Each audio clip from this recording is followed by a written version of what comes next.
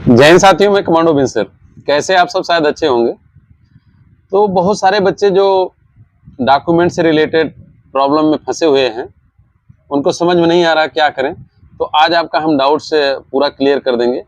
आपका समय न लेते हुए मैं शुरू करता हूं। जो लोग फार्म भरते समय अपना एड्रेस गलत कर दिए हैं, या जिन्होंने अपना कैटेगरी जनरल थे ओबीसी भर दिए या एससी एसटी भर दिए, और जिसका मार्कशीट यानी कि एजुकेशन सर्टिफिकेट में कुछ नाम, सरनेम या फादर्स नेम इसमें प्रॉब्लम है, या जिसने अपना कुछ उसका आधार कार्ड में दूसरा एड्रेस है और कास्ट सर्टिफिकेट और डोमिसाइल सर्टिफिकेट में कुछ अलग एड्रेस है, या जिन्होंने परमानेंट एड्रेस को भी प्रेजेंट एड्रेस में बना दिया है। तो सभी चीज़ मैं आपको बताऊंगा। क्योंकि मैं बहुत छोटी वीडियो बनाता हूं, लेकिन ये सब चीज़ कवर करने में थोड़ा सा वीडियो कुछ लंबी हो सकती है। तो आपका समय न लेते हुए मैं शुरू करता हूं। आप लास्ट तक ये वीडियो अगर देखेंगे तो आपके पूरे डाउट्स का आंसर ज़रूर मिल जाएगा। इसके बाद भी अगर कुछ डाउट्स आपको रह जाता है तो आप हमको मैसेज करें, कमेंट्स करें, हम आपको पूरा सलूशन देंगे।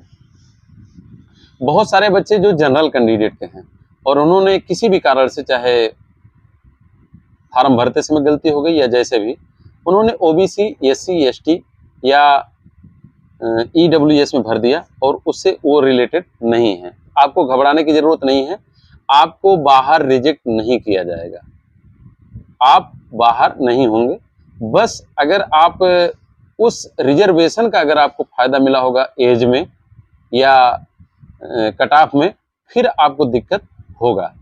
अगर आपने जनरल के कट ऑफ में हैं और जनरल के कट ऑफ से ऊपर हैं तो, और आपने एज का रिलैक्सेशन नहीं लिया है, तो आपको घबराने की ज़रूरत नहीं है। आप जिस समय मेडिकल में जाएंगे एक एप्लीकेशन लिख देना और उसमें लिख देना, महोदय मैं फार्म भरते समय ओबीसी में मेरा ऑप्शन, या एससी एसटी ईडब्ल्यूएस में जो भी आपने किया है गलत, उसमें ऑप्शन मेरा भरा गया था, जबकि मैं जनरल कैंडिडेट हूँ और मुझे जो है जनरल में काउंट किया जाए, मुझे जनरल में डाल दिया जाए। तो आप जब कास्ट सर्टिफिकेट नहीं देंगे तो आपको जो है जनरल में डाल दिया जाएगा, लेकिन आपको बाहर नहीं किया जाएगा। और आप खुद बाहर हो सकते हो, इसलिए क्योंकि अगर मान लीजिए 23 साल तक जनरल कैंडिडेट्स का एज का होता है और आपका एज उससे ज़्यादा है, आपने रिलैक्सेशन लिया है, तो आप बाहर हो जाएंगे। और अगर आप ओबीसी, एससी, एसटी जो भी आपने गलत डाल रखा था उसके कट ऑफ से अगर आप आगे बढ़े हैं और जनरल कट ऑफ से अगर नीचे हैं उस इलाके में, उस स्टेट में, तब भी आप जो है बाहर हो जाएंगे। चलिए, ये तो क्लियर हो गया। उसके बाद हम शुरू करते हैं। जो मैट्रिक का अगर हमारा एजुकेशन का जो है, अगर सर्टिफिकेट में हमारा या हमारे पापा का या हमारे मम्मी का नेम में कुछ डिफरेंस है, स्पेलिंग या स्पेस वगैरह है, तो उससे ना घबराएं आप। अगर मान लीजिए मेरा आधार कार्ड में कुछ नाम है और इसमें जो है कुछ है, या मेरे पापा या मम्मी की जो भी हो, तो उसमें एक एफिडेविट आपको बनवाना है। किसी भी वकील जो नोटरी वाला होता है, तालुका में या तहसील में आप चले जाएं, 100, 150 या 200 रुपया लगेगा, आपका बन जाएगा। उसमें मेंशन ये करवाना है कि जैसे मेरा मैट्रिक में जो एजुकेशन सर्टिफिकेट है उसमें मेरा नाम है हेमंत कुमार बिंद और मेरे आधार कार्ड वगैरह में मेरा नाम है हेमंत कुमार, तो आपको लिखवाना है एफिडेविट में हेमंत कुमार बिंद और हेमंत कुमार दोनों एक ही व्यक्ति का नाम है, जो कि सही नाम हेमंत कुमार बिंद है, और हेमंत कुमार बिंद इसको समझा जाए। नोटरी वाला सर्टिफाइड कर देगा, आपका कोई भी समस्या नहीं रहेगी और आप लेकर जाएंगे, इसको दे देंगे एफिडेविट, और आपका जो है ये प्रॉब्लम खत्म हो जाएगा। कोई कुछ भी गुमराह करे, आप गुमराह उसके नहीं पड़ना है, आपको कोई भी रिजेक्ट नहीं करेगा। अब इसके बाद हम आते हैं, बहुत सारे बच्चे अपना परमानेंट एड्रेस को प्रेजेंट एड्रेस बना दिया है। तो अगर आपका सेम डिस्ट्रिक्ट है और सेम ही स्टेट है, सेम ही तहसील है, तो आपको प्रॉब्लम नहीं होगा। आप एक एफिडेविट बनवा लें कि गलती से फॉर्म भरते समय आपने जो है अपने प्रेजेंट एड्रेस में परमानेंट एड्रेस को डाल दिया, यानी कि परमानेंट और प्रेजेंट एड्रेस को आपने प्रेजेंट एड्रेस बना दिया।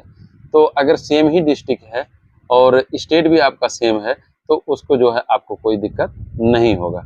और साथ में इसमें आपने अगर अपना एक एप्लीकेशन भी दे देते हैं जिसमें मेडिकल होगा कि सर फार्म भरते समय इस तरीके से मेरे से मिस्टेक हो गई है, तो वो भी जो है विचार कर लिया जाएगा, आपको रिजेक्ट नहीं किया जाएगा। हाँ, दिक्कत उसके लिए होगी जो स्टेट अपना बदल दिया है या अपना डिस्ट्रिक्ट अलग किया है।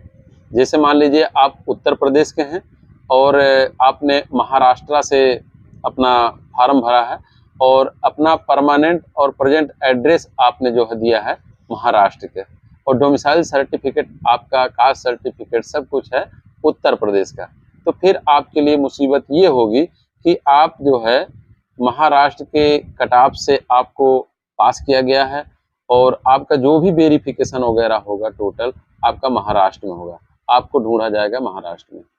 तो ये प्रॉब्लम आपके साथ में हो सकती है, क्योंकि आपको उस समय फार्म भरते समय जहाँ का आप रहने वाले हैं वहाँ का एड्रेस परमानेंट में डालना था और प्रेजेंट एड्रेस मीन्स जहाँ आप रहते हैं। अब परमानेंट एड्रेस और प्रेजेंट एड्रेस में अंतर क्या होता है?